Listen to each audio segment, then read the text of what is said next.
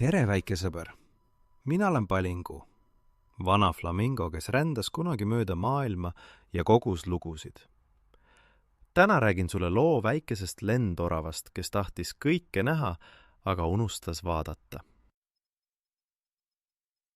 Sügaval metsa sees, kõrge kuuse otsas, elas väike lendorav nimega Lenni.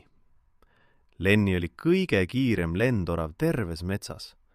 Ta hüppas oksalt oksale, silutas oma nahktiivad laiali ja liugles puult puule nii kiiresti, et teised loomad nägid ainult halli varju, mis vuhises mööda. Lenni tahtis kõike näha. Ta tahtis teada, mis on järgmise mäe taga. Ta tahtis näha, kuhu jõgi viib. Ta tahtis avastada iga puu ja iga kivi. Aga kuna ta alati kiirustab, ei jõudnud ta kunagi midagi päriselt vaadata. Lenni, aeglasemalt, hüüdis vanaema Alma iga õhtu, kui Lenni viimaks koju saabus, hingeldades ja väsinud. Sa jooksed maailmast mööda, kullake. Aga vanaema, maailm on nii suur, vastas Lenni. Mul pole aega seista. Vanaema Alma vangutas pead ja naeris vaikselt omaette. Ühel hommikul juhtus midagi erilist. Päike tõusis ja värvis kogu taeva roosaks ja kuldseks. Kõik metsloomad seisatasid ja vaatasid.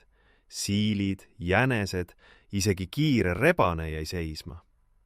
Aga Lenni lendas sellest otse mööda. Kas sa nägid seda päikesetõusu? Küsis talle väike tihane, kes istus kuuse oksal. Mida? Küsis Lenni juba kaugelt. Taevas oli roosa ja kuldne. Nii ilus. Aga Lenni oli juba kadunud järgmise puu taha. Sel samal õhtul, kui päike hakkas loojuma, leidis Lenni ühe vana tühja õõnsuse suures haavapuus.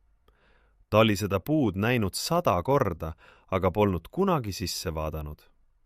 Seekord piilus ta uudishimulikult õõnsusse.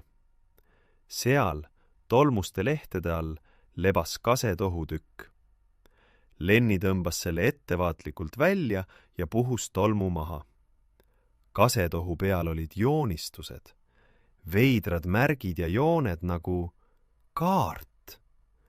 Lenni süda hakkas kiiremini põksuma. Põks, põks, põks. Kaardil oli 4 märki. Esimene, kõver puu. Teine, ümmargune kivi jõe ääres. 3, jõgi, mis keerdus 3 korda ja lõpus suur täht. Aare, sosistas Lenni, silmad särades. Ja nagu alati, ta hakkas kohe lendama. Ta liugles puult puule, silmad kaardil, otsides kõverat puud. Möödus 1 puu, teine, 3. Ta vaatas vaevu ringi. Kiiresti edasi, aare ootab. Aga siis peatus ta järsult. Midagi helkis silmanurgast. Ta pöördus tagasi ja nägi üht kaske, mis kasvas kummaliselt küljeli, nagu ta kummardaks kellelegi. Just nagu kaardil. Lenni maandus kõvera kase oksale ja vaatas ringi. Siis märkas ta midagi imelikku. Kase kõveras kohast, sealt kus tüvi paindus, kasvasid väikesed seened, tillukesed ja heledad. Ja hämaruses need helkisid, õrnalt, nagu väikesed laternad. Lenni oli näinud oma elus 1000 puid, aga helkivaid seeni mitte kunagi. Ta istus vaikselt oksale ja vaatas neid. Need olid nii ilusad, nagu oleks keegi riputanud väikesed tuled puu külge. Ja ta oleks nendest otse mööda lennanud, nagu ta alati tegi. Kase koore peal oli väike märk. Nool, mis osutas ida poole. Lenni jätkas teekonda, aga seekord natuke aeglasemalt. Teine märk kaardil oli ümmargune kivi jõe ääres. Lenni leidis selle peagi. Suur sammaldunud kivi, ümmargune nagu täiskuu. Ja kivi peal istus keegi. Vana konn. Silmad pooleldi kinni, nagu mõtleks sügavalt. Tere, ütles Lenni viisakalt. Vabandust, et häirin. Ma otsin aaret. Kas see on see kivi, mis on kaardil? Conn avas aeglaselt ühe silma. Siis teise. Ta vaatas Lennit pikalt. Ah, ütles Conn lõpuks. Jälle üks kaardiotsija. Ta sulges silmad uuesti. Jälle? Lenni kõrvad tõusid püsti. Kas keegi on enne mind seda otsinud? Muidugi, palju loomi, paljude aastate jooksul. Conn avas silmad uuesti. Aga enamik neist jooksis sellest samast kivist mööda. Liiga kiire, liiga palju kiiret. Lenni punastas veidi. Istu, ütles Conn. Kuula. Aga ma pean... Istu. Lenni istus kivile Conna kõrvale. Alguses kuulis ta ainult vaikust, tühjust, mitte midagi. Aga siis tilks, tilks, tilks. Vesi puudutas kive ja iga kivi andis erineva heli. Mõni kõrge, mõni madal, nagu keegi mängiks pilli. Kas sa kuuled? Küsis Conn. Jõgi laulab, sosistas Lenni hämmeldunut. Alati on laulnud, ütles Conn. Päeval ja öösel, suvel ja talvel. Aga ainult need, kes istuvad maha ja kuulavad, saavad seda kuulda.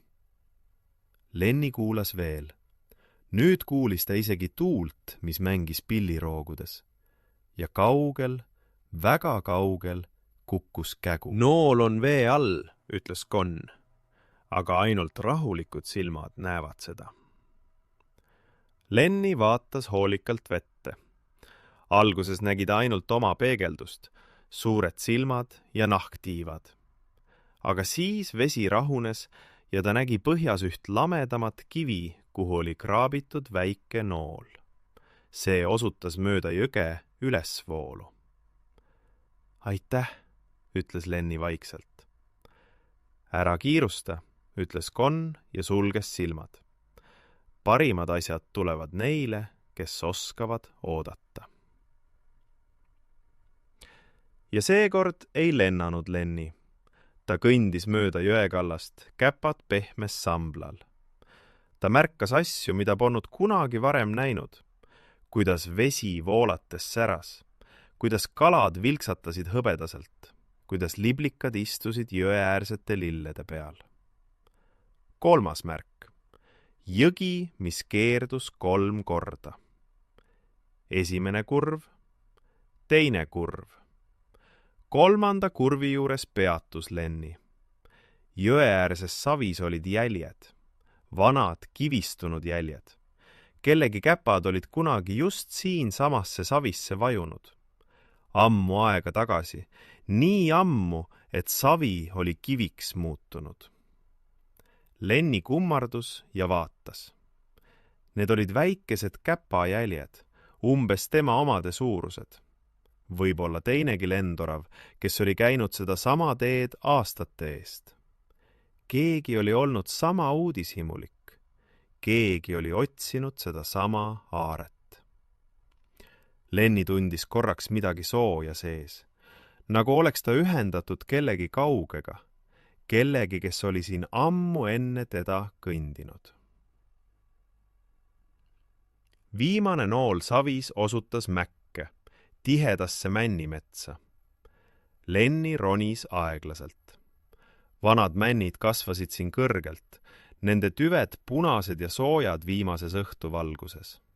Vaik lõhnas magusalt.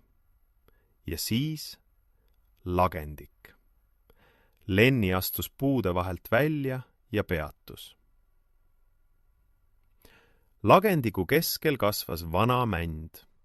Mitte lihtsalt vana, muistne.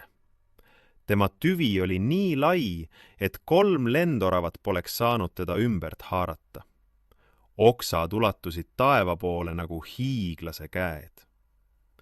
Lenni astus lähemale ja jäi seisma. Tüves olid nikerdused. 10 ja 10 väikeseid pilte ja märke, kraabitud koore sisse paljude aastate jooksul. Siin oli väike siil, seal konn, seal lind, tiivad laiali. Iga nikerduse kõrval oli nimi. Mõned nii vanad, et neid oli raske lugeda, sest koor oli nende ümber kasvanud. Kõik need loomad, sosistas Lenni. Nad kõik leidsid selle kaardi. Iga üks neist oli kõndinud sama teed, näinud helkivaid seeni, kuulanud jõe laulu, leidnud kivistunud jäljed ja jõudnud siia. Lenni otsis kõige vanemat nikerdust. See oli lendorav, just nagu tema, ja selle kõrval oli kraabitud sõnad. Mets on täis imesid, peatu ja vaata. Lenni istus vana männi juurte vahele. Taevas tema pea kohal oli tulvil tähti, rohkem kui ta oli kunagi näinud. Mitte sellepärast, et tähti oli rohkem, vaid sellepärast, et ta polnud kunagi nii kaua paigal olnud, et neid kõiki märgata. Ta leidis taskust väikese terava kivi ja nikerdas ettevaatlikult oma pildi vana männi koorde. Väike lendorav, tiivad laiali. Ja selle kõrvale kirjutas ta: maailm on ilus, kui sa teda päriselt vaatad. Tagasiteel ei lennanud Lenni. Ta kõndis. Ta märkas ööliblikaid, kes tantsisid kuuvalguses. Ta kuulis öökulli, kes hüüdis kusagilt kaugelt. Ta tundis sammalt oma käppade all, pehmet ja jahedat. Kodus ootas vanaema Alma teda oma lemmikkohal, vana kuuse õõnsuses. Sa tulid aeglaselt, ütles vanaema üllatunult. Lenni naeris. Vanaema, sa ütlesid alati, et ma jooksen maailmast mööda. Sul oli õigus. Täna ma seisatasin ja maailm oli imelisem, kui ma oleksin osanud arvata. Vanaema Alma silmad läksid niiskeks. Ta tõmbas Lenni endale ligi. See on parim aare, mida sa oleksid võinud leida, kullake. Ja tead, väike sõber, mõnikord on parim seiklus see, kui sa lihtsalt seisatad. Vaatad rahulikult ringi, kuulad hääli, mida sa varem ei kuulnud. Märkad ilu, millest sa muidu mööda jookseksid. Maailm on täis väikeseid imesid ja need kõik ootavad sind. Sa pead ainult natuke aeglasemalt minema. Head ööd, väike sõber. Sinu Palingu.